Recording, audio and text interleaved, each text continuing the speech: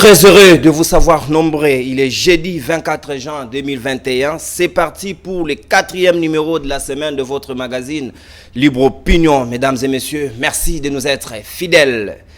Au menu de cet entretien, la levée de la mesure de Jantini Ngobila sur la réduction de 50% du nombre de passagers dans les véhicules de transport public. Cela était à la base des échauffourées et même des manifestations spontanées.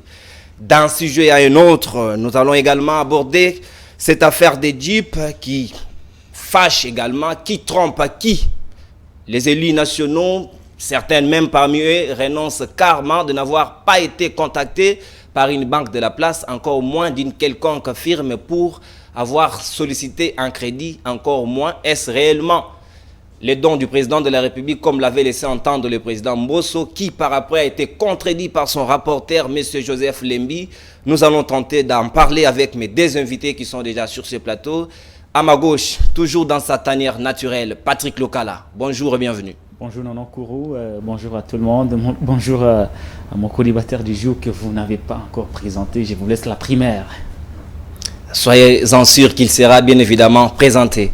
À ma droite, Louis-France Kouzikessa, il est directeur général de Congo Média Libre 13, mais ici je le reçois en qualité de journaliste et analyste politique. Louis-France, bonjour et bienvenue. Merci madame. Monsieur Nonon, je voulais parler de la dame parce que la première émission a été présentée par une dame. Ce n'est pas grave. Et j'aime bien être reçu par les dames au nom de la parité. Merci de l'invitation. Merci beaucoup. Ouvrons les balles, je vous garde monsieur Louis-France Kouzikessa. Vous avez été sans ignorer, je crois même que vous avez été victime hier. Les transports a été perturbés, il y a eu même les gens qui ont fait les pieds, il y a eu des marches spontanées qui a profité également à la Moka. On ne sait même pas si c'était de la récupération politique ou c'était réellement cette difficulté des transports qui a fait suite à la décision du gouverneur de la ville, Jantini Ngobila, qui avait décidé carrément de réduire à 50% les capacités de maximum des véhicules de transport public, de pouvoir utiliser leurs clients comme d'habitude. Mais nous avons été butés à ces problèmes de transport. Est-ce que vous, personnellement, vous avez été victime de cela? Je ne voudrais pas individualiser ce débat, si j'ai été victime ou pas, parce qu'à partir du moment où 90% de la population, 90% du peuple congolais vivant à Kinshasa en est victime, je suis indirectement victime. Parce que la considération sociologique des actes dans une ville comme dans une cité dépendent de l'absolue majorité concernant. Et quand une majorité est concernée par la situation, je ne me vois pas être exclu indirectement, bien que les cas de tel ou tel autre pouvaient faire exception. Là n'est pas le problème. Mais le problème, c'est au niveau de l'attitude que nous devions avoir vis-à-vis de la commission de ces faits-là. Vous savez, aujourd'hui, même le pays de vieille dictature, même le pays de vieille démocratie, lorsque le peuple qui a donné le pouvoir aux élus, à ses représentants, ne trouve pas un intérêt direct dans ce que les dirigeants font, il y a toujours une attitude de mépris dans toutes les décisions prises. Parce que dans les têtes des populations, elles se disent que si telle autorité prend la mesure, nécessairement ça ne nous concerne pas. C'est une mesure restrictive, c'est une mesure de liberticide, de démocraticide. Mais lorsque maintenant il faut venir sur l'idéal de la mesure, on peut prétendre donner une bonne raison. De dire que c'était sur des raisons pandémiques. Mais quelles sont les mesures qui ont été prises? Parce qu'il y a ce qu'on appelle le circuit normal des mesures administratives dans un État qui se dit démocratique. Vous avez ce qu'on appelle le principe de l'étude. Le principe de l'étude prend en compte l'environnement, prend en compte les porteurs de la mesure et prend en compte ceux qui vont subir la mesure, l'étude. Et dans l'étude, il y a le principe de la faisabilité. Dans la faisabilité, celui qui prend la mesure se dit, si je prends une mesure d'imposer à chaque passant d'être muni d'une veste, Combien de Congolais ont la capacité d'acheter des vestes? Je prends un exemple, prenez ça comme un exemple banal. Et plus on mène ces études-là, on arrive à la conclusion. La conclusion selon laquelle il y a des mesures qui sont praticables selon le principe du contexte. Il y a des mesures qui sont praticables selon les mesures de circonstances, ce qu'on appelle les mesures circonstancielles. Et il y a des mesures qui sont d'application dans le principe de situation, c'est-à-dire le principe de la circonstance, le principe de situation et de l'environnement. Mais lorsqu'on prend la mesure pour plaire à un salon politique. Mais le gouverneur a pris l'arrêté pas pour plaire, mais cette fois-là pour sécuriser la population. Je n'ai pas dit que l'arrêté du gouverneur voulait plaire. J'ai dit quand on prend la mesure pour plaire. Ok? Parce que la raison ici, c'était quoi? La raison était que nous sommes passés à la 3e vague. Mais j'avais posé la question, quand est-ce que nous avions quitté la 2e vague? Et dans le pays qui sont victimes de la même vague que nous, quelles sont les mesures préventives qui sont prises de manière à s'adapter au contexte sociologique de leur population?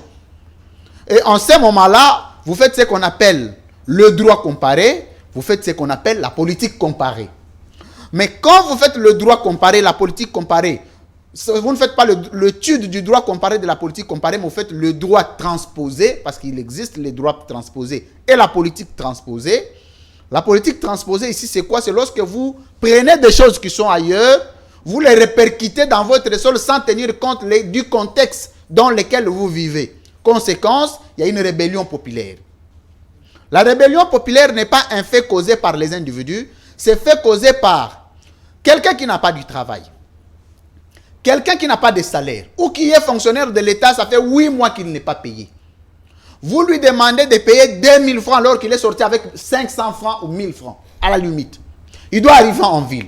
Et il est obligé d'arriver au travail pour chercher à manger pour les enfants. Il y a un choix. Soit de rentrer à la maison, que les enfants meurent de faim, soit de faire pied jusqu'en ville. Mais quand toi tu fais pied, moi je fais pied, lui il fait pied, lui il fait pied, on devient un groupe de victimes. Et dans un groupe de victimes, vous tombez dans une foule. Et le principe de la foule voudrait que toute intention qui se dégage au sein de la foule n'a pas de moralité, n'a pas d'étude, n'a pas de réflexion. Tout ce qui s'est fait, ça s'est fait au nom du groupe. Mais regarde la conséquence. La première conséquence, on affaiblit le leadership politique de Kinshasa. Parce que je peux accepter que les gens marchent pour des raisons idéalistes. Mais les gens ne peuvent pas marcher pour des choses qui relèvent de droit. Mais justement, pour la question de la marche, c'était très compliqué hier. C'était une marche normale. On pouvait comprendre que les citoyens étaient en train de manifester simplement parce qu'il y avait difficulté de transport. Mais subitement, on a vu la Mouka est sortie du lot pour manifester. Est-ce que c'était préalablement autorisé je voudrais faire simplement de la situation? Je voudrais faire un petit rappel sur l'exercice fonctionnel et la fonctionnalité juridique d'une opposition. C'est très important que ça soit enseigné. Prenez ça comme vous voulez. Vous avez 30 secondes. L'opposition aujourd'hui est institutionnalisée. Je ne connais pas une seule disposition de la loi portant statut de l'opposition ou de la loi portant organisation et fonctionnement des partis politiques qui interdit à l'opposition de faire des marches à quel moment. Il n'existe pas une opportunité de marche à partir du moment où la marche est reconnue de droits, d'abord constitutionnels, de droits civils, c'est-à-dire là où un Congolais se sent bloqué vis-à-vis de ses droits et libertés, il en a le droit de revendiquer. Mais le seul mode recommandé sur le plan des droits pour des revendications, ce n'est pas commencer à tomber dans les actes de vandalisme et d'extorsion. C'est ça qui est interdit. Mais ce qui est autorisé, c'est de vous lever, manifester un mécontentement. Mais j'aurais voulu attendre de vous, me dire, je ne suis pas partisan de la Mouka, je n'en ai pas l'intention, je n'en vis rien dans la Mouka, excusez-moi. J'aurais voulu que vous me disiez, pendant la marche de la Mouka, qu'est-ce qui a été cassé? Pendant la marche de la Mouka, qu'est-ce qui a été volé? On a reconnu quand même la brutalité parce qu'il y a certains parmi eux qui ont été arrêtés, entre autres en ce moment-là, je pose la question. C'est qu'il y a eu réellement des... Monsieur Nononkourou, en ce moment-là, Vous condamnez la Mouka pour avoir marché ou vous condamnez le bavure policière? Mais nous connaissons quand même la démarche pour marcher. On vous demande préalablement d'informer l'autorité de la ville. Est-ce que la population a été informée que le transport a été revu à la hausse? Nous parlons, monsieur. Moi, je pose des questions. Je sais qu'il n'y a pas de réponse. Et quand il n'y a pas de réponse, les journalistes disent toujours que je n'ai pas de réponse. Mais si vous l'aviez, vous l'auriez donné. C'est-à-dire quoi? Vous attendez que la Mouka informe de la marche, mais vous ne dites pas à l'autorité d'avoir prévenu la population quelques heures ou quelques jours avant de mesures prises et ces vulgarisations. Donc, je voudrais ici rappeler de laisser le peuple congolais dans un droit. Mais ce que je conseillerais au peuple, c'est de marcher dans le respect des normes, le respect des institutions de la République, le respect des biens des autres, le respect des valeurs et des droits de l'homme. Et au même moment, recommander, je termine par la demi-seconde, recommander les autorités politiques de s'assumer comme autorité et d'arrêter de se plaindre, parce que je voulais vous rappeler que cette mesure est 10 secondes. Élevée compte tenu de la précipitation politique et compte tenu du caractère impréparatif de la mesure. Le conséquence, c'est qu'on retire la mesure. Or, dans un état sérieux, moi, Louis-France Kouzikessa, président de la République, je ne peux pas prendre une mesure et la lever. Je ne me vois pas. Merci beaucoup pour vos ambitions. Ça, on vous les concède exactement. Monsieur Patrick Lokala, même si vous ne voulez pas qu'on vous traite des messieurs, mais souffrez tout de même. M'appeler Patrick Lokala. Patrick Lokala. Moi, ça me dérange quand on m'appelle monsieur, ça ne m'ajoute rien. Patrick Lokala. Exactement. Le gouverneur est de bon gré, le gouverneur est soucieux des Kinois, le gouverneur est tellement gentil comme son nom Gentini. Il a pratiquement pris une mesure, mais il a remarqué que cela a causé des conséquences pas du tout intéressantes pour la population. Il a carrément levé la mesure. N'est-ce pas une bonne chose? Bon, écoutez, il y a du bien dans le mal, c'est ce que vous voulez me faire dire.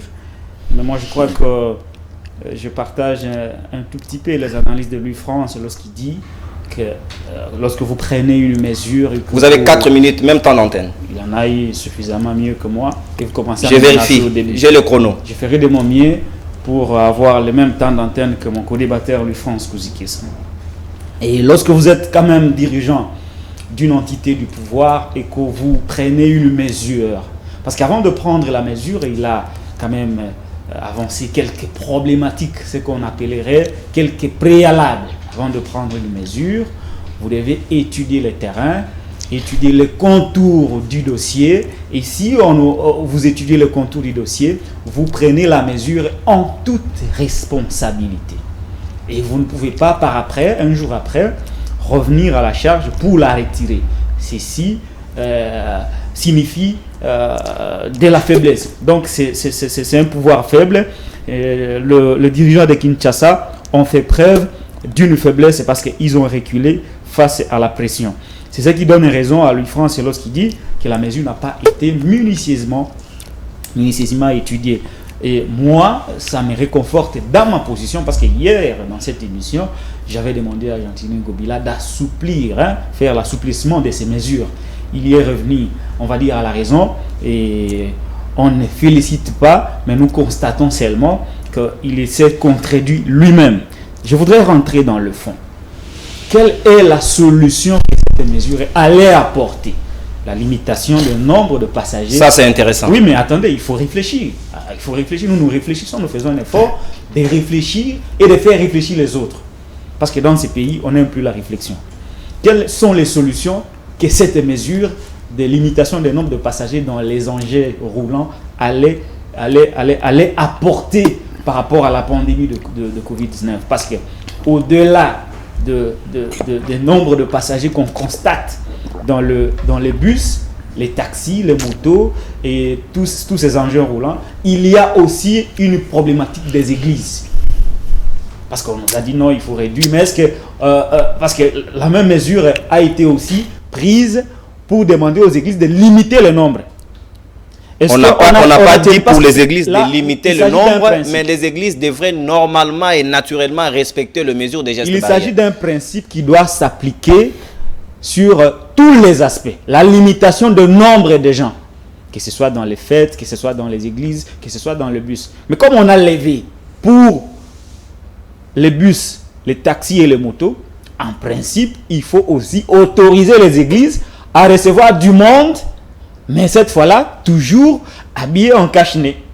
Parce qu'on ne peut pas comprendre que, vous dites, pour les transports en commun, pour le bus, pour le moto, on lève la mesure de limitation des nombres.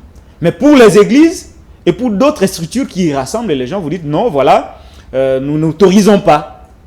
Et c'est là où je voudrais d'ailleurs extrapoler pour dire qu'il n'y a pas lieu aujourd'hui qu'on puisse dire aux gens qui vont peut-être demain, après-demain, introduire ou déposer les lettres d'information par rapport aux manifestations publiques. Il n'y a aucune raison d'interdire les marches. Il n'y a aucune raison. On ne peut pas limiter les nombres. Donc vous soutenez en quelque sorte l'opportunisme de Lamouka d'hier, parce que Nil a été prévenu que Lamouka devrait manifester hier. Ne faisons pas du méli-mélo. Parlons d'abord de la mesure qui a été levée hier. Moi, je suis en train de démontrer qu'on a ouvert ce qu'on appelle les brèches. Il faut que cette mesure soit appliquée. La mesure qui a été levée, cette levée de la mesure doit être observée dans tous les aspects de la vie. C'est-à-dire que si hier et demain, après-demain, il y a un groupe de pression, il y a un parti politique, il y a une plateforme politique qui se lève et qui dépose une lettre d'information pour une manifestation, il n'y a aucune raison pour les autorités de la ville de dire, voilà, il y a Covid, on ne peut pas autoriser la marche. Pourquoi? Parce qu'on a levé la mesure de limitation de nombre. Et on a conditionné cela, on a remplacé cela par le port obligatoire des masques. Donc, si les opposants se décident de marcher demain, il ne faut pas interdire, parce que vous avez levé la mesure de limitation de nombre, mais il faut tout simplement leur demander de porter les masques, comme vous en avez demandé aux passagers et aux chauffeurs qui se trouvent dans les transports en commun. Ça, c'est de 1. Ceci prouve qu'en réalité, cette mesure a été prise dans la précipitation, comme l'a dit Louis-France Kouziki. Parce que je ne vois pas. Vous pensez que c'est une mesure salvatrice qui va apporter des solutions à un problème. Une mesure qui va limiter la propagation du coronavirus. Et vous pensez en même temps qu'il faut la lever parce qu'il y a eu une pression. Mais entre-temps, vous avez exposé la population.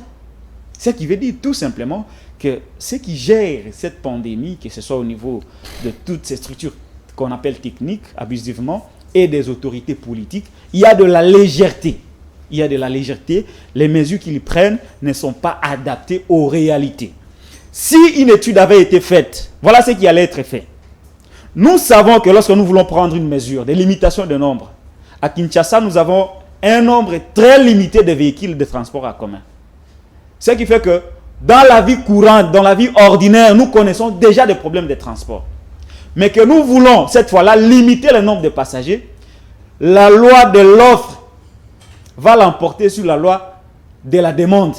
Ce qui fait que si on avait un État responsable, des gens qui réfléchissent, on aurait dû penser à mettre à la disposition de la population. Mais s'il faut vous mettre un peu d'eau dans la bouche, s'il vous plaît Patrick, s'il faut vous mettre un peu d'eau dans la bouche, n'est-ce pas que comme Transco n'avait pas travaillé hier pour réclamer leurs 12 mois d'arriérés des salaires, c'est là aussi avait amplifié ces phénomènes que nous avons vécu hier. C'est pourquoi je vous ai dit, déjà dans la vie normale, nous connaissons déjà un problème de transport.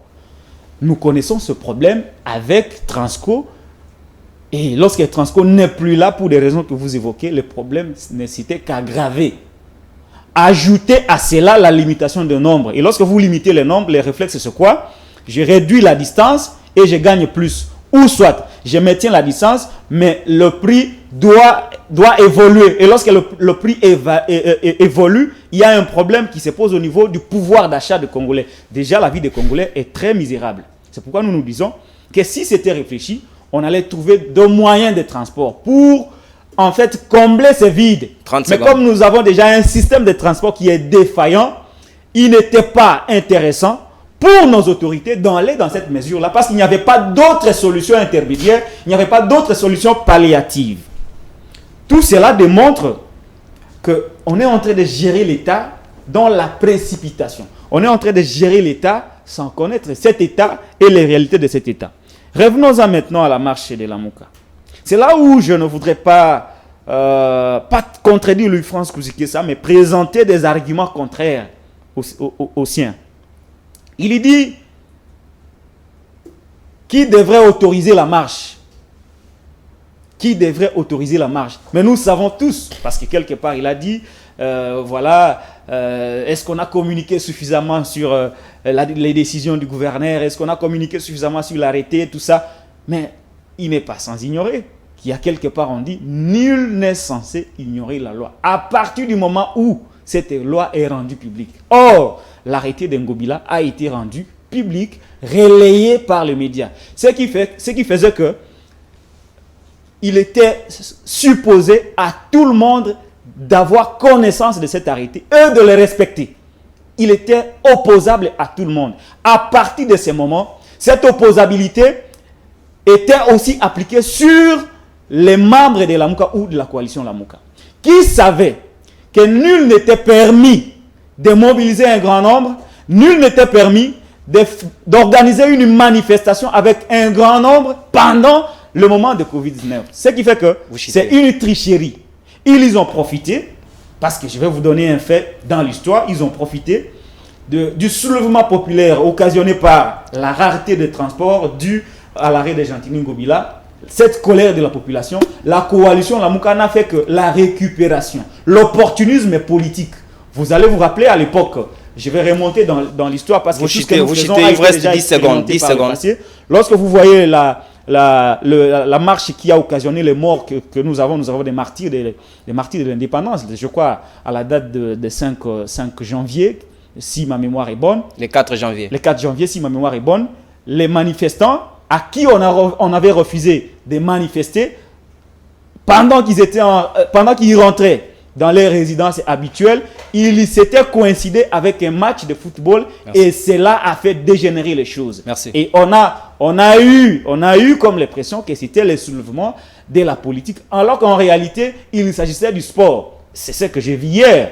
La coalition Lamouka, quelque part, a véhiculé une certaine faiblesse par rapport à la mobilisation. Parce que je me pose bien la question. Si on voudrait s'opposer à une loi, on n'a pas besoin de profiter du soulèvement populaire dû à l'arrêt de Gentini Ngobila. On a tout simplement besoin de mobiliser l'opinion, faire comprendre à cette opinion qu'il y a un danger derrière la loi. Patrick. Et si la population comprend ce message, merci Patrick, vous avez épuisé votre temps d'antenne. Mais ce que j'ai vu hier, c'est de la tricherie, c'est de l'opportunisme, et nous n'allons pas construire un État avec des citoyens qui ne sont pas prêts à respecter les arrêts et les décisions de notre État. Merci Patrick. Monsieur Louis-France Kouzikessa, ce n'est pas de l'opportunisme comme déplore tantôt M. Patrick Lokala qui dit que la Mouka ne devrait pas saisir cette opportunité-là pour faire glisser sa manifestation. Il fallait attendre le moment venu pour cette fois-là informer l'autorité urbaine pour enfin faire une manifestation comme c'est prévu dans la loi. Oui, je suis le seul qui détient la montre de nous tous. Et j'ai l'audace de vous rassurer que mon co-débatteur a eu 2 minutes de plus. Soyez-en sûr que vous allez le récupérer. Et puis je ne vois pas quelqu'un me contredire dessus. C'est plein toujours. Soyez calme, hein. De toutes les façons, c'est moi qui gère les temps. Donc, j'ai rappelé que je suis le seul détenteur de l'heure, ici, sur le plateau.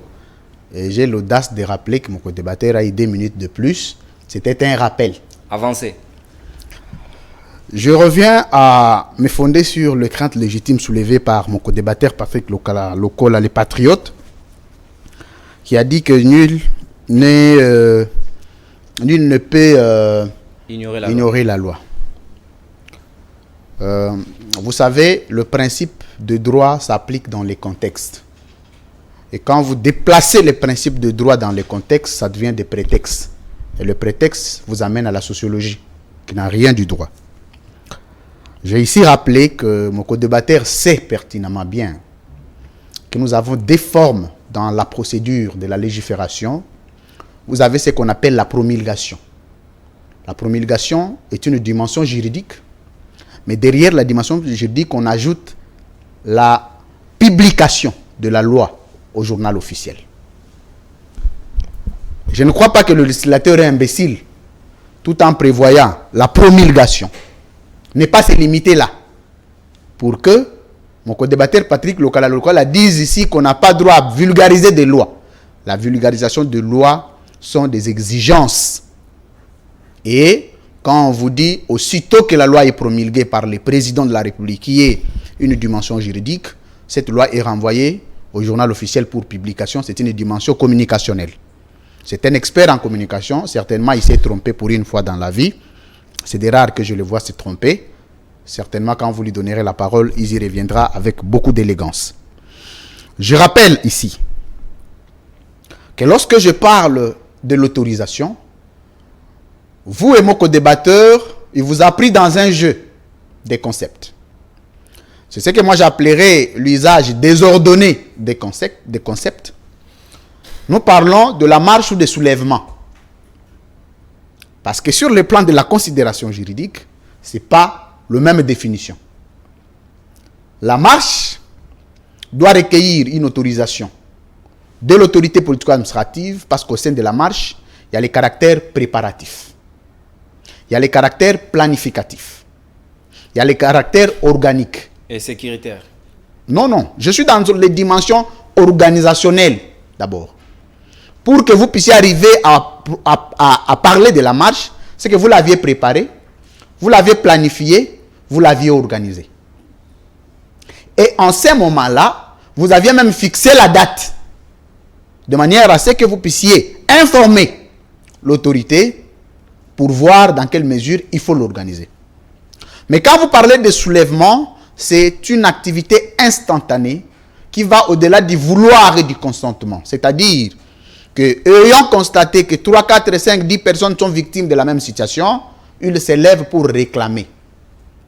Je ne sais pas, c'est de 9h à 10h qu'ils allaient obtenir, qu'ils allaient déposer. D'abord, c'était qui?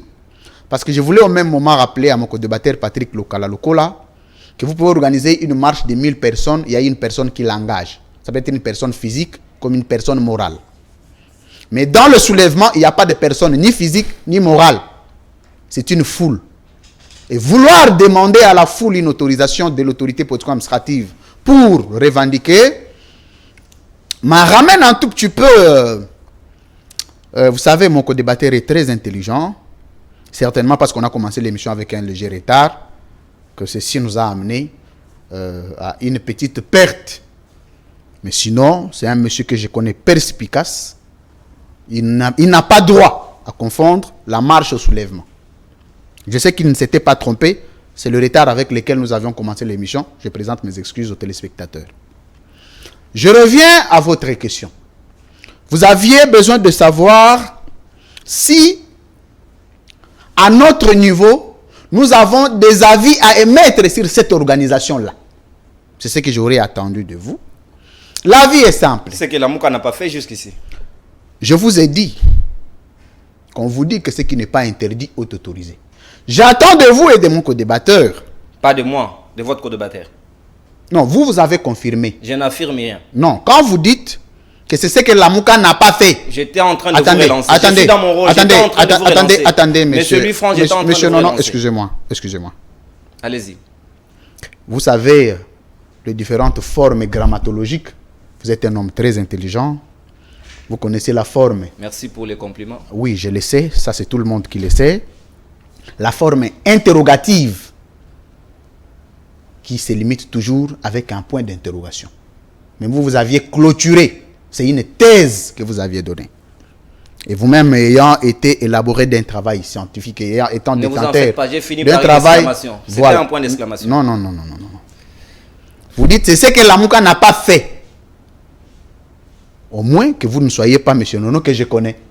Sinon, si vous êtes les mêmes, certainement, je comprends que vous êtes victime du retard de l'émission. Avancez dans le fond.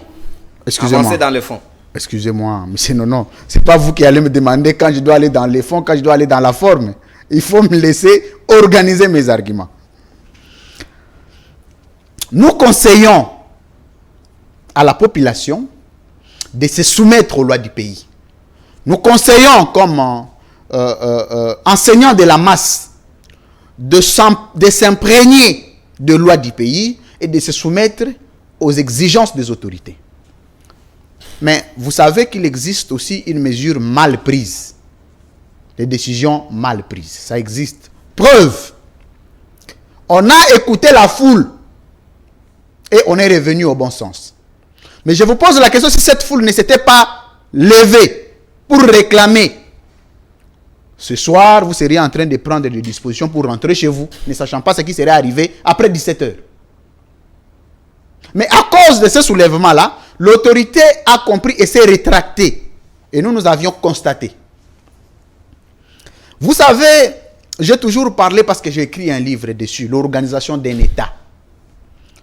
L'organisation d'un État ne se fait pas par les improvisations. Vous vous levez le matin, vous vous dites que vous devez faire ceci, ça échoue, vous allez à gauche, vous allez à droite. L'organisation d'un État, ce sont les principes. Et les principes ont un caractère universel, ont un caractère verdict. Vous avez une minute. Excusez-moi. Vous avez une minute. Il vous reste une minute. Après tout ça. Une minute. Est-ce que je peux avancer? Avancez, avancez. Très bien, merci de m'avoir autorisé. Vous êtes protégé, soyez-en sûrs. J'étais en train de dire que plus vous me coupez, plus vous ne comptez pas le nombre de secondes que vous me volez et vous me laissez avancer. Mais selon nous, l'organisation d'un État, c'est l'ensemble de principes vérifiables. Et comme aujourd'hui, nous sommes les États en coopération avec les autres États, regardons l'organisation des autres États. Parce que pour que vous puissiez être appelé État, il y a dans l'ancienne définition de l'État qu'on appelait aussi le gouvernement, mais aujourd'hui c'est l'organisation administrative de l'État. Vous ne pouvez pas vous appeler État si vous êtes désorganisé. Parce que quand on parle du gouvernement, ressort un principe de la gouvernabilité. La gouvernabilité, c'est la manière de gérer la chose publique. Et quand cette manière est désorganisée, effectivement, vous tombez dans les décisions inadaptées. Et les décisions inadaptées vous amènent à clouer le peuple. Parce que, aujourd'hui, regardez une chose. Patrick Lokala, je prends un élément très pertinent qu'il a évoqué ici. C'est que dans la vie normale, nous avons des problèmes. Mais imaginez qu'on ajoute des problèmes dans les problèmes, c'est qu'on devient. 20 secondes. J'aurais conseillé aux autorités de la même manière que nous formulons des recommandations à la population de se soumettre à l'ensemble des lois du pays et les appliquer textuellement. Je demande aussi aux autorités d'être préparées avant de gérer l'État. Je ne voudrais pas que vous soyez député parce que derrière vous, vous aviez présenté une émission qui a été suivie par quelques abonnés de YouTube, quelques abonnés de téléspectateurs. Vous devez faire un député. Vous ne pouvez pas être député pour avoir dénoncé un cas de vol. Vous ne pouvez pas être ministre pour avoir été de la famille du président de la République. Vous ne pouvez pas être mandataire pour avoir été du parti du président. Mais vous devez gérer l'État parce que, vous étiez préparé à ça. Chutez, monsieur Lufrance. Et parce que vous avez l'ensemble des compétences qui vous obligent de gérer, pas de gérer avec votre tête, mais de gérer avec l'ensemble des principes organisés par l'État qui fondent l'ensemble de principes organisés. Merci. Parce qu'il y a les principes désorganisés. Merci beaucoup. Ça existe aussi. Merci beaucoup, Louis-France Kousikessa. Patrick Lokala, ce qui n'est pas interdit est permis, comme l'a dit tantôt Louis-France. En quoi vous accusez la mouka de l'opportunisme? Vous avez 2 minutes parce qu'on doit passer à la deuxième. 2 minutes, monsieur Patrick. Allez-y. Pas faire la stratégie. Merci, je compte sur votre capacité de concision. Allez-y. C'est tel que mon co-débatteur sait très bien le faire. Et j'ai comme l'impression que vous êtes en train d'être entraîné dans ces pièges-là. Malheureusement pas. Victimisation. Ça, c'est de 1. De 2, très rapidement. Vous savez, il y a ce qu'on a appelé à l'époque la pré-socratique, les sophismes. Et dans les sophismes, on évoquait de tels arguments. Vous voyez, ce qui n'est pas interdit par la loi est permis. Ce qui n'est pas interdit par la loi est permis. Comme pour se dire que nous pouvons nous autoriser à tout faire lorsque la loi n'a pas statué. Mais nous oublions qu'il y a le principe de morale, il y a le principe d'intégrité, il y a le principe de la vertu, il y a le principe de la valeur. Lorsque le droit n'a pas statué, j'aime bien le co-débatteur Louis-France Kousikessa, je veux le rejoindre pratiquement dans les principes que le débat soit huilé. Lorsque le droit n'a pas encore pris en charge une situation socio-culturelle ou politique, certainement qu'au niveau des us et coutumes, au niveau des principes d'éthique, d'intégrité, de la vertu, certainement que ces principes-là n'échappent pas à l'organisation d'une société. Et je crois que le confrère, le co-débatteur Louis-France Kousikessa voudrait m'amener dans ces terrains pour justifier la malice, pour justifier l'opportunisme, pour justifier les manques de stratégie de la coalition Lamouka. Je dois ici lui rappeler très rapidement que hier, ce que nous avons vu hier, ce n'était pas un soulèvement populaire. C'était un mouvement politique qui a fait une mauvaise stratégie d'opportunisme pour jouer avec l'esprit de Congolais en réalité.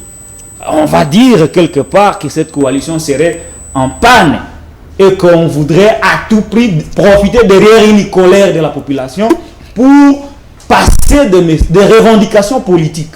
Est-ce qu'il n'y avait pas lieu? J'avais posé une problématique. Il n'y avait pas lieu que la coalition Lamuka fasse une organisation parallèle pour mobiliser les Congolais contre la loi électorale.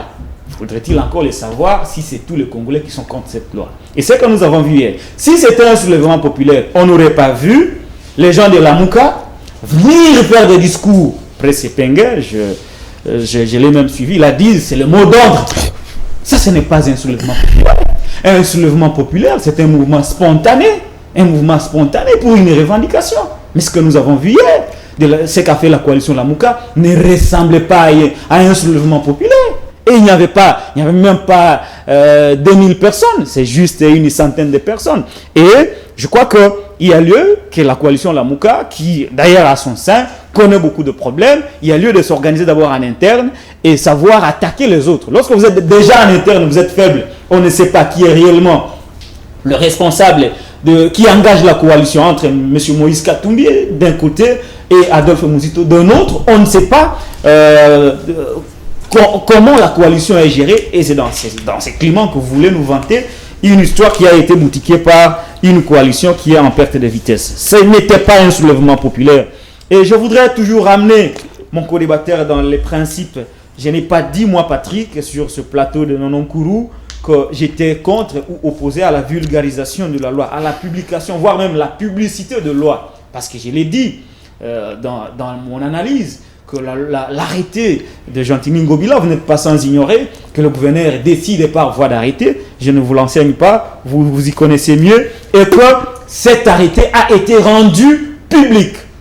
Je pars du principe selon lequel nul n'est censé ignorer la loi. Et vous le savez, vous avez évoqué la publicité par ordonnance, voie radiophonique ou télévisée par voie de journal officiel. Mais lorsque nous descendons au niveau de la gestion des entités territoriales décentralisées telles que les villes et les provinces, le gouverneur prend un arrêté, il les rend public. Nous allons passer à la deuxième thématique qui reste pratiquement 30 et tout le monde est au courant. À partir du moment où Martin Fayulu, Muzito et Penga et le reste savaient qu'il y a un arrêté du gouverneur qui avait interdit les manifestations publiques pendant la période de Covid, il ne pouvait pas, en bon citoyen, en patriote, briguer l'interdiction de Gentilini Ngobila, qui n'a pas décidé en titre individuel, mais qui a décidé comme un gouverneur de province. Et l'arrêté était là. Je voudrais toujours amener mon co-débatteur sur le terrain qui les met à l'aise, sur son terrain de prédilection. Il m'a parlé du soulèvement. Il m'a parlé de... 10 secondes, non, Patrick. 10 secondes. Je chute rapidement. Chutez par ça. Et dans un État démocratique, je m'en refuse de faire les débats sur si réellement nous sommes un État démocratique. Mais de par le principe, nous avons sur papier un État démocratique. Un État démocratique a déjà organisé le fonctionnement des choses. Et par rapport à la manière dont les concitoyens doivent s'exprimer lorsqu'ils se mécontentent de quelque chose, la loi que vous aimez tant a déjà défini le mécanisme. La loi n'a pas interdit. La loi a défini le mécanisme, Patrick Local. De marcher. La loi n'a pas interdit aux Congolais de s'exprimer. La loi n'a pas interdit aux Congolais de manifester. Mais lorsque vous tombez dans un cas de soulèvement populaire, la loi n'a pas pris en charge le soulèvement populaire.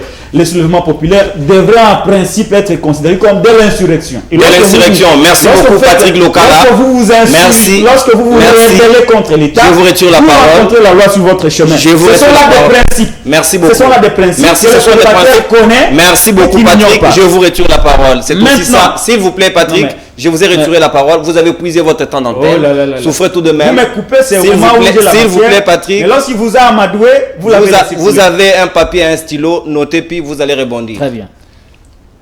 Vous le savez très bien que cette affaire de Jeep fait couler beaucoup d'encre et salive. Qui trompe qui exactement? On ne sait plus rien.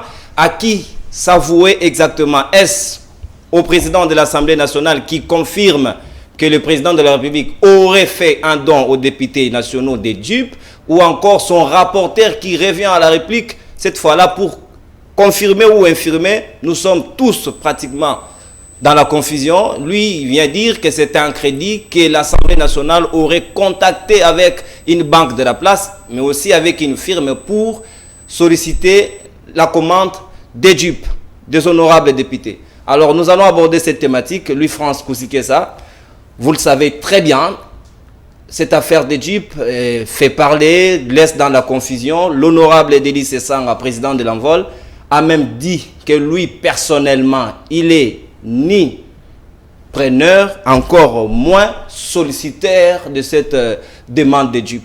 Alors, comment un député qui est dans l'hémicycle avec les autres ne sait même pas qu'il y avait un crédit, donc il n'a pas été contacté, encore moins d'un don qui viendrait d'un président de la République ou de qui que ce soit? Très bien, monsieur Nono. Je voudrais faire remarquer pourquoi vous prenez, quand vous voulez arracher à mon co-débatteur la parole, il faut un exercice très difficile. Je ne sais pas pourquoi c'est difficile pour remettre la parole. Il était dans son temps d'antenne. Il doit pas faire Répondez à votre question. Répondez à votre question, s'il vous plaît, je le protège. Il a aussi droit à la protection. Très bien. Est-ce que je peux parler? Allez-y. Très bien. J'étais en train de dire que vous prenez avec un exercice très difficile la parole à mon co-débatteur. Je voudrais savoir la raison. Je n'en connais pas encore. Je vais revenir. Vous savez, j'aime le patriote Patrick Lokaloko là, quand il est du côté de ce que nous appelons le réalisme politique. Il est du côté de la rationalité politique. C'est de ce côté que je l'aime beaucoup. Mais quand il quitte son côté de naissance scientifique, de rationalité, il s'en va dans un intérêt sociologique. C'est comme vous voulez pourchasser un poisson ici, en dehors de l'eau. En ce moment-là, vous sentez que toutes les gymnastiques qu'il fait, c'est pour s'échapper, mais en soi, il est difficile de s'échapper.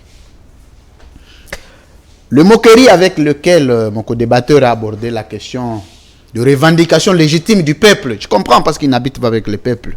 Il est dans les communes VIP. Il faut nous poser la question, nous qui vivons avec le peuple, c'est que le peuple vit aujourd'hui. Et ne pas prendre en compte les revendications du peuple, ce n'est pas comprendre les vrais problèmes du peuple. C'est là où je n'en tiens pas rigueur. Je sais que c'est certainement, ils sont dans le grande commune VIP de la ville. Il y a des problèmes qui les échappent. Il a dit que c'est un petit nombre qui, d'ailleurs, n'a même pas atteint 1000. Un petit nombre qui a revendiqué. C'est comme si la revendication qui est prise en valeur, c'est celle qui est manifestée par 100 000 personnes. Mais toi, tu as le droit de revendiquer. Écoutez le raisonnement. Je vais organiser le raisonnement de mon co-débatteur. Attendez. N'oubliez pas que vous avez la deuxième thématique. Attendez, je le sais, vous m'aviez posé la question là-dessus. Je vais répondre. Et vous avez 3 minutes. Il dit, d'ailleurs, et puis les dédains avec lesquels il regarde le peuple. D'ailleurs, c'est un petit nombre. Mais les gens qui sont de la Moukala, les gens qui sont dans les mouvements citoyens, les gens qui sont dans la société font partie du peuple congolais. Ils ont le même des droits parce qu'il y a le principe d'égalité juridique entre concitoyens. Même vis-à-vis du président de la République, la première institution de l'État qui se confond à l'individu. Et moi, Louis France Kousikessa, vis-à-vis des droits civils et politiques, nous en avons le même. Que vous soyez 2000, que vous soyez 3000, on peut être élu par une seule voix de plus. Et je ne vois pas, je comprends que quand mon co-débatteur deviendra un président demain, je le souhaite, il viendra gouverneur demain, il ne prendra en compte que des revendications de 1000 personnes. Et quand c'est 100 personnes qui revendiquent, qui souffrent, qui sont marginalisées, ce n'est pas son problème. Et ça, je le faisais remarquer à la population. Mais j'ai posé la problématique ici, une question. À quel niveau la Mouka a violé la loi? Il ne me l'a pas dit, il ne m'a pas évoqué non plus la disposition. Mais il est resté au niveau des analyses, des condamnations. Non, l'analyse des condamnations existe, c'est vrai. Mais avant d'arriver dans l'analyse des condamnations, il faut d'abord poser la matière. Il vous reste 2 minutes pour la deuxième thématique. Alors, Le peuple est en train de souffrir. Moi, Louis-France Kouzikessa, que je trouve 3 Wewa, que je trouve 3 taximens, que je trouve 2 piétons, que je trouve qui que ce soit à 5, à 6 quand ils revendiquent leurs droits et que je trouve qu'ils sont en raison de les faire, je ne me vois pas m'opposer. Je n'ai que le droit de respecter. Parce que non seulement prendre des mesures restrictives vis-à-vis de la Covid, qu'on qualifie de Covid, mais on n'a jamais dit ce qui revenait au peuple vis-à-vis des droits. Parce que pour un État sérieux, on dit nous avions refusé qu'il y ait 2 personnes, nous avions interdit qu'il y ait débordement dans les taxis, mais nous allouons le bus Transco gratuit. 1 minute 30 pour la deuxième télé. Je ne crois pas que j'ai fait 30 secondes au même moment. On dirait que vous rappelez ça avec machine. J'ai le chrono avancé, répondant à la deuxième question. Et donc, j'étais en train de dire ici, M. Nonon Kourou, c'est que vous me faisiez échapper à mon idée. Laissez-moi arriver à la fin, vous allez récupérer votre parole. Sinon, vous allez biaiser dans mon analyse. Nous allons constater seulement que vous n'avez pas voulu répondre à la question. Je reviens à répondre à votre question. Ça, j'étais en train de vous le faire remarquer, que le peuple, il faut respecter ses droits. Quand vous savez que vous allez interdire le peuple à faire ceci, donnez les mécanismes qui accompagnent ces interdictions. Donnez les transco gratuits, les esprits de vie gratuits, transkin gratuits, pour que le peuple respire. Mais vous interdisez au peuple là où il n'a pas de moyens. Ça appelle à la révolte. C'est dans toutes les nations du monde, même en France, même aux États-Unis. C'est comme ça, prenez comme vous voulez. Mais à votre question de savoir si les différents langages qui sont communiqués au sein de l'Assemblée nationale, d'abord je pose la question, qui est obligé, qui est censé engager l'Assemblée nationale? Qui a le pouvoir d'engager la communication de l'Assemblée nationale? Et qui a le pouvoir d'engager la position de l'Assemblée nationale? Ce sont les députés, c'est le président du bureau ou c'est les rapporteurs? Parce que de tous ces langages, il y a des contradictions. Mais je me pose la question, comment vous pouvez aller prendre le crédit à quelqu'un, pour quelqu'un, sans qu'il ne le soit au courant? Non, que M. Mbosso arrive un peu à être sérieux avec moi lui-même. Et tous ceux qui sont autour de lui, qui le poussent à poser les actes, il doit savoir que 26 millions ou 25 millions de dollars peuvent résoudre un problème. Un grand problème d'hôpital, un grand problème d'hôpitaux, je voulais dire, un grand problème d'école, un grand problème infrastructurel, de 25 millions de dollars. Mais si on n'en arrive pas, on donne aux députés qui ont déjà des parkings remplis. C'est là où j'attends le secrétaire général, le président AI de l'UDPS, Jean-Marc Aboun, qui a toujours dénoncé. Mais là, je ne l'attends pas dénoncer.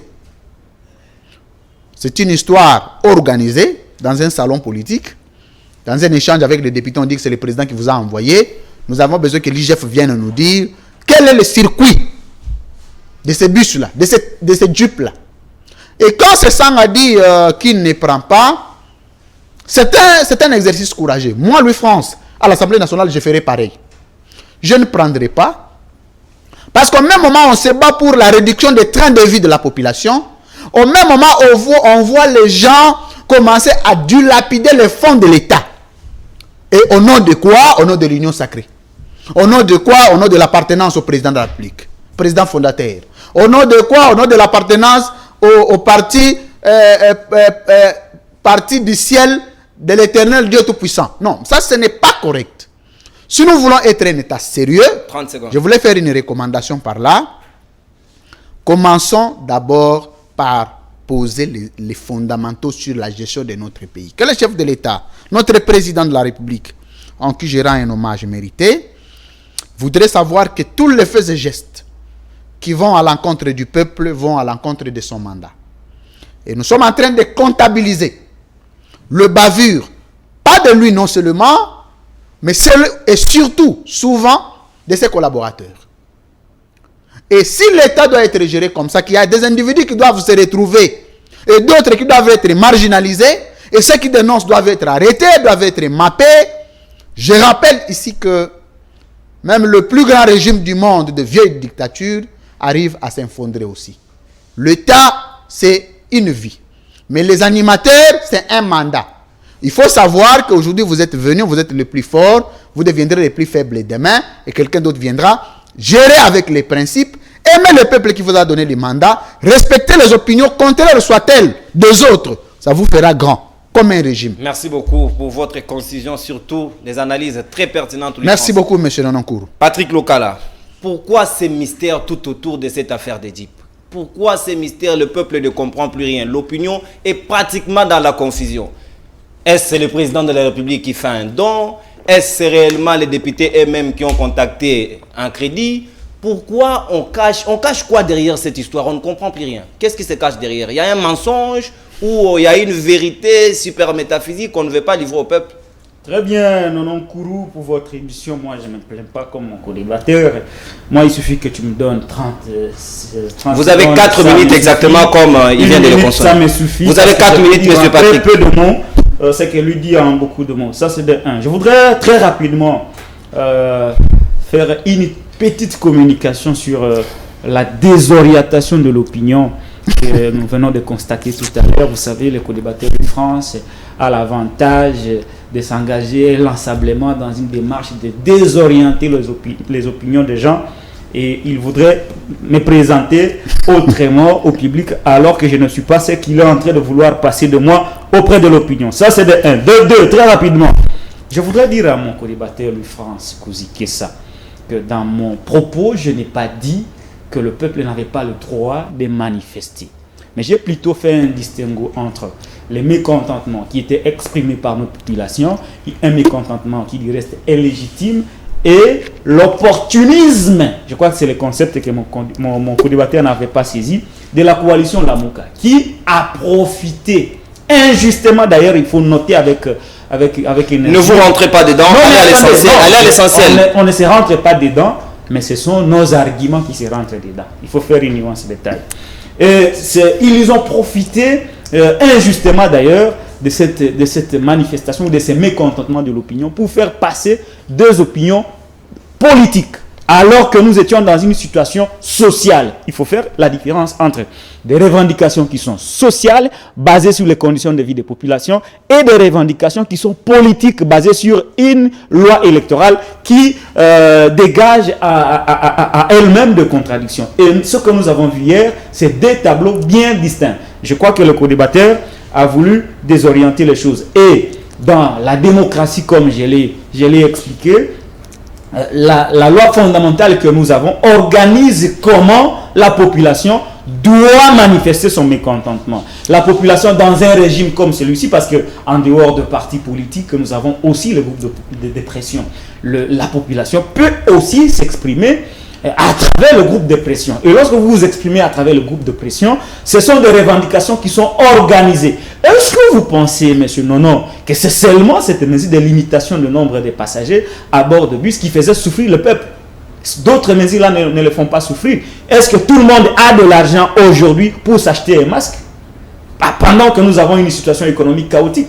Et vous voulez nous dire que voilà, c'était une revendication légitime, tout ça. Mais cela n'a pas été organisé. Si seulement le co-débatteur faisait le boulot de mobiliser la population pour que la population s'approprie de la loi fondamentale, cette population comprendrait que la loi en réalité lui donne des possibilités d'organiser ses revendications et de les faire parvenir sous forme de pression auprès de ceux qui doivent trouver la solution. Mais lorsque vous vous manifestez sur un fait, alors qu'il y a d'autres faits qui constituent un problème, c'est une démarche que moi je ne peux pas encourager. Et sur le plan scientifique, j'ai démontré la nullité. Allez dans le fond, ne vous rentrez pas dedans. Vous devez la solution avancer. Nous sommes déjà au niveau de la deuxième thématique. La solution a été amenée de manière partielle, alors que la solution allait être globale et généralisée. C'est ce que j'allais démontrer à mon co-débatteur Louis-France Kouzikessa. Et d'ailleurs, lorsqu'il dit, il me pose la question, il dit, moi j'ai évité de répondre à sa question. Mais moi je ne peux pas éviter de répondre à ces questions alors que j'ai beaucoup de moyens d'amener des éclairages ou des lumières. Il m'a posé la question de savoir, mais quelle est la loi que la coalition Lamouka a violée. D'abord, il reconnaît que hier, c'était Lamouka et non la population. Ça, c'est un fait que lui reconnaît. Il vous reste une minute. Et comme il a reconnu que ce n'était pas la population qui a manifesté contre la loi électorale et que c'était la coalition Lamouka, je reviens à dire ici que cette coalition Lamouka qui a marché hier a violé l'arrêté de Jean-Tini Ngobila. Cet arrêté devrait être respecté. Cet arrêté qui a limité ainsi le nombre de gens. lorsqu'il y a un gouverneur de province, Louis-France Kouzikessa soit-il, Nonon Kourou soit-il, mon beau-frère du village soit-il, prend un arrêté, c'est une décision de l'État qui appelle à son applicabilité. Que vous soyez de la Mouka, du PPRD, de l'Union Sacrée, lorsqu'un gouverneur a décidé de limiter le nombre de gens, vous devez respecter cela. Ma question reste et lorsque suspense. cela n'a pas été respecté, attendez, lorsque cela n'a pas été respecté, lorsque cela n'a pas été respecté, cela constitue une violation, cela constitue une opposition, cela constitue une rébellion vis-à-vis de l'autorité. Vous avez 30 secondes pour répondre à la question. Je crois que j'ai éclairé suffisamment cette question. Maintenant, je reviens par rapport à la question de député. Je le rejoins, cette fois-là, il a pleinement raison lorsqu'il revient à dire qu'il y a beaucoup de contradictions. On ne sait pas à quel sens se vouer maintenant. Faut-il que nous nous en tenions aux déclarations de Mbosso Kodia qui, nous connaissons tous, baigne dans une certaine légèreté par rapport à ses prises de position en public. Je ne voudrais pas ici vous rappeler lorsqu'il a pris une position contre les élus de l'Est, comme quoi certains élus prenaient part aux rébellions qui déstabilisent notre État. C'est son premier vice-président qui était revenu pour tenter de rétablir l'ordre. Ça n'a jamais été préparé. Voilà qu'il a fait une communication sur l'affaire des Jeeps. Et quelques jours plus tard, contredit par son rapporteur, puis après, il y a des élus, notamment Adélie Sessanga, qui dit qu'il n'est pas souscripteur, il n'est pas preneur, et d'autres élus qui se disent, surtout les élus proches du PPRD, qui se disent n'avoir pas été contactés. Est-ce qu'on peut faire le bonheur de quelqu'un sans son propre gré? C'est là où nous posons problème. Et je reviens à dire ici qu'il s'agit, comme l'a dit Mbosso, il a dit avec raison. Je ne vois pas Mbosso mentir par rapport à cette question. Je l'ai rappelé ici plus d'une fois que ce n'est pas seulement Mbosso qui a dit qu'il y avait une promesse de Jeep. Avant lui, d'autres élus l'avaient dit. Ils ont été corrompus et on leur a promis des Jeeps. Voilà que Mbosso est venu annoncer la concrétisation de la promesse du président de la République. Et je me pose bien la question. Un véhicule qui coûterait 55 000 $, il ne reste qu'à peu près 2 ans et demi. Vous prenez le salaire d'un député et vous prenez un montant, vous soustrayez un montant à allouer à ce crédit. Est-ce que les salaires des députés seuls seront à mesure de payer ces crédits? La réponse à cette question est le non. Et d'où viendra l'argent qu'on va payer à cette supposée banque ou à cette supposée firme qui aurait donné des Jeeps à crédit aux élus? Cet argent proviendrait d'où? C'est ça la question que nous nous posons. C'est là où nous disons que c'est juste quelque chose qui a raté. Nous arrivons pratiquement à la fin de l'émission. Et voilà, ça prouve que nous laissons la possibilité au peuple de voir qui dirige réellement ces pays. Est-ce que ceux qui les dirigent le font-ils pour l'intérêt, pour les sociétés des Congolais? C'est au peuple de juger et de tirer toutes les conséquences. Alors, je compte à vos capacités plutôt de concision et de précision, parce qu'il nous reste pratiquement 1 minute. Vous allez vous départager 30 secondes. Alors, Louis-France, il est exactement qu'on ne peut pas faire le bonheur de quelqu'un sans son propre gré, comme le disait tantôt Patrick. Qu'est-ce qui se cache derrière ces mystères? Qu'est-ce qui se cache derrière ces mystères? Pourquoi cette affaire de Jeep pose problème? Ils ne veulent ni donner le nom de celui de la banque avec laquelle on a contacté. On ne veut ni annoncer quel est l'autre concessionnaire qui va devoir ramener les Jeeps. Tout reste dans le silence, tout reste dans les mystères, les voiles restent couverts. Ça, c'est le don du président de la République. Je reviens d'abord. Vous savez, quand mon co-débatteur... 30 secondes, pratiquement, nous sommes à la fin. Mon co-débatteur vous a donné l'impression qu'il pouvait résumer à 30 secondes tout ce qu'il a dit. Et vous étiez berné dans ce sophisme-là. Non, mais tout ce qu'il a dit en détaillé, je peux résumer à 30 secondes. Mais il est allé à 7 minutes. Vous savez, le modèle et l'exemple qu'on veut donner des leçons, que des leçons partent d'abord dans ce que nous faisons. Et quand mon co-débatteur est incapable de se résumer dans se dire 30 secondes, il prend 7 minutes, mais il prétend nous donner beaucoup de leçons de gestion. Vous voyez, déjà, à sa place, il était président de l'Assemblée nationale, il était président de la République, il serait, ce qu'il dit, serait contraire à ce qu'il ferait. Et je fais remarquer à la population. Merci. Attendez. Nous sommes arrivés pratiquement à la fin du France. Je vais me résumer parce que... 10 secondes. Je crois que vous ne serez quand même pas injuste vers la fin. Mon co-débatteur dit... L'arrêté de Ngobila, de Gentini Ngobila comme gouverneur, a limité le nombre de gens. Et la Mouka devrait suivre. À l'Assemblée nationale, on siège à combien? Je vais donner quelques notions sur le principe de la légifération. Une loi est loi lorsqu'elle est impersonnelle. les caractères impersonnels de la loi. Les caractères généraux de la loi. Attendez, c'est un enseignement très important. Concision et précision. Un enseignement détail. Mais on nous dit ici d'une part, moi je ne suis pas venu chanter pour la Mouka, je n'en ai pas besoin ni envie. Mon co-débatteur nous dit qu'on doit respecter l'arrêté du gouverneur qui statue sur moins de 20 personnes. Mais dans l'entretemps, je m'excuse, je conclue quand même, monsieur Nono. Je vous redonne la parole. Je vous redonne la parole. Je vous fais juste signe que la réalisation vient de nous ajouter 2 minutes. Vous avez cette fois-là 1 minute et Patrick en aura merci beaucoup à la 1 minute. réalisation. Je les salue tous en passant. Mais mon co-débatteur ne peut pas me dire, à Tchang ou quand vous allez sur des gens qui marchent, combien de personnes vous trouvez au même moment. Quand vous allez à l'Assemblée nationale, on siège à combien? Au Sénat, on siège à combien? À la présidence, on va à combien? Dans les institutions, on va à combien? Dans les cabinets politiques? Non. C'est comme si l'arrêté n'était signé que pour un camp, non un autre. C'est pas comme ça qu'il faut faire l'analyse.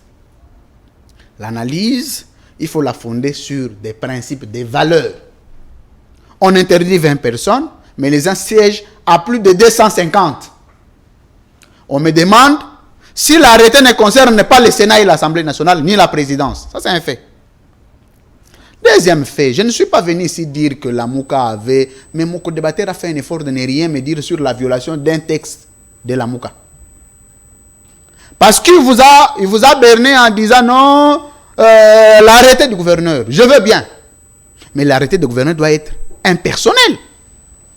Pour tout le monde, le caractère général de la loi. Deuxième fait. J'ai ici fait un distinguo. Ce n'était pas de la magie. C'était une analyse simple. 20 secondes. Vous fondez... Moi, je ne serai pas comme lui. Moi, quand je te donne la parole, tu es tranquille. Je ne sais pas pourquoi tu t'agites. Je ne suis pas comme lui. Ce n'est pas il ne faut pas me mettre dans sa classe. À moi de vous donner la non, parole. quand je vous la remets. D'accord, c'est ça. Il faut la nuance. Non, ce n'est pas la nuance. C'est vous qui m'avez mal saisi. Nuance et détail. Allez-y. Alors, lorsque la population descend dans la rue, constate qu'il y a beaucoup de violations de droits qui n'étaient pas organisées, la population se sent clochardisée, mon co-débatteur et moi, y compris, les gens se lèvent, pas pour tuer, pas pour casser, mais c'est pour exprimer des revendications. Mais quand cette revendication rencontre une autre revendication politique, je ne sais pas à quel moment, je m'excuse, je termine par là, je n'ai pas encore atteint 30 secondes. Je ne sais pas à quel moment mon co-débatteur Patrick Lokala peut dissocier les gens de la Mouka, quand ils sont peuple, quand ils sont la Mouka. Je ne sais pas. C'est comme si quand ils sont dans la Mouka, ils sont américains. C'est ça l'analyse qu'on veut nous faire croire. Quand ils sont dans la marche, ils sont le peuple congolais. Quand ils sont CG, parce que je voulais dire qu'il a 3 membres de famille la Mouka. Quand ces membres-là sont en famille, ils sont le peuple. Quand ils sont chez la Mouka, ils sont des Américains. Je ne sais pas à quel moment on peut distinguer... Chitez, s'il vous plaît. Non, mon co-débatteur Patrick Lokala, nous avons besoin de gens, parce que le président nous a dit, il vous a dit, vous, qu'il a besoin de gens qui les critiquent, qui lui disent des choses. Quand ça ne marche pas, vous qui êtes approprié à lui dire, dites-le. Je ne dis pas que lui parle avec le président, mais s'il fait partie, ils doivent dire au président de la République s'il y a des choses qui ne marchent pas parce qu'il en veut. Mais vouloir venir paralyser, je parle de la paralysie de l'organisation du peuple. Merci. Sur des revendications légitimes, on retient la paralysie me paraît un langage de l'Union sacrée, excuse-moi, je conclus, paraît un langage de l'Union sacrée, ces derniers temps qui ne prend pas en compte toutes les revendications du peuple et qui ne voit que les revendications politiques de l'Union sacrée. Et en ce moment-là, le peuple se sent abandonné.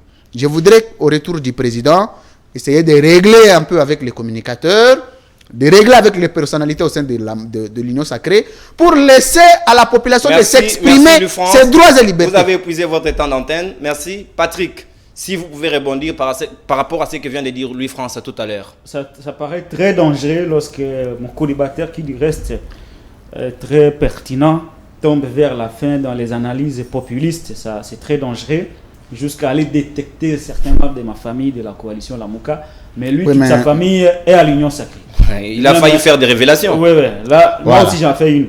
Alors, très rapidement... Vous sentez maintenant vous sentez qu'il y avait raison de dire qu'il a 3 membres de famille au sein de l'Union Lui, sacrée. toute la famille. Moi, je n'ai que 3. C'est son temps d'antenne. C'est son temps d'antenne. Donc, en ce moment-là, laissez-le avancer. on ne m'a pas contredit sur la vérité des éléments ici indiqués. Mais sauf qu'on a rebondi. Non, il faut faire remarquer. S'il vous plaît, monsieur Louis-France. Il faut faire remarquer que... C'est Patrick qui a la parole. Non, je sais. C'est Patrick qui a la parole. Je sais qu'il faut faire remarquer qu'il a 3 membres de famille, mais il a fait un rattrapage. Vous n'avez plus la parole. Voilà. Patrick, avancez. C'est sa stratégie, lui veut perturber ma chute. Lorsque je dis que je peux dire en 30 secondes et que les présentateurs m'en donnent... Vous avez une minute. Me donnent 2 minutes, ce n'est pas moi qui conduis les débats. Vous allez à 7. Donc, je voudrais ici rappeler à Louis-France Kouzikissa, le recteur, que la loi, d'après mes analyses, ma manière de réfléchir à quelques aspects. Ici, je voudrais évoquer certains aspects. Lorsqu'il y a une décision qui est prise au niveau de ceux qui nous dirigent, il y a la partie contrainte pour que la loi soit appliquée et il y a la partie de ce que j'appelle le respect, la culture du respect de la loi. C'est là où moi je prêche. Parce qu'on n'aura pas toujours derrière nous un policier. On n'aura pas toujours derrière nous un Gobila, un Tshisekedi ou un Louis-France, père de famille, pour appliquer les règlements de sa famille. Mais il faudrait que nous-mêmes nous développions des mécanismes de la culture du respect des textes et de la loi. Et c'est ça que j'aurais voulu prêcher à la coalition Lamuka. À l'Assemblée nationale aussi. Mais je dis à tout le monde, à Tshisekedi, à Mbosso, à Ilunga, Ilufamba, à Kabila, tout le monde est censé prêcher par la culture de respect de la loi. Parce que ça ne doit pas seulement être une contrainte, mais que ça soit un devoir. Chacun d'entre nous doit s'imposer cette culture-là. Moi, je suis beaucoup plus du côté de la moralisation de la classe. Vous avez 10 secondes, Patrick. Nous sommes arrivés pratiquement à la fin. La télé, c'est le temps. Alors, 10 secondes. Pour finir, il finira jamais. Cher ami, je voudrais dire ceci. Aujourd'hui, tout ce que nous avons vu et entendu de cette polémique de Jeep, nous n'avons pas pu comprendre où est la vérité. Il y a absence de la vérité. On a caché délibérément la vérité. Il y a absence de la vérité. Il n'y a pas de vérité qui soit révélée au grand jour et que cet audio de Mbosso est sorti discrètement. Nous nous en tenons quand même à l'audio de Mbosso qui a dit que c'était un don du chef de l'État aux députés nationaux. Merci Patrick, merci Louis-France pour votre participation. Nous tenons pour responsable. S'il vous plaît, Patrick. Il va là, oui, minutes. Patrick, s'il vous plaît. Il va là, oui, minutes. S'il vous plaît. Travailler pour les sociétés Patrick. Il est dans ses œuvres. Patrick, ce n'est pas facile de vous donner la parole. Voilà, merci Louis-France. Au moins, tu as compris qu'il est dans ses œuvres. Merci pour votre participation à cette émission. Merci beaucoup. Nous sommes arrivés pratiquement. Et il n'a pas terminé, tu peux l'ajouter 30 secondes. Si vous avez aimé, dites merci à la partie technique. Merveille Vangou, le réalisateur de cette émission, Andrea Nzolameso. Andrea Zolamesa, ce n'est pas facile de prononcer ce nom. Hervé Maïtouka, Joël Mouka. C'est Nzolameso. Nzolameso. Ouais. Voilà, donc j'avais bien prononcé. Nzolameso, Hervé Simba et Eder Maïtouka. Merci à Nata Kianza qui était aussi de l'autre côté. Merci à vous tous de nous avoir suivis. Surtout, suivez-nous sur notre chaîne YouTube, CML 13 TV en direct. Et ici et là-bas, nous diffusons en direct. Suivez nos programmes là-bas et bonne suite des programmes sur votre chaîne de l'excellence et du professionnalisme. Au revoir.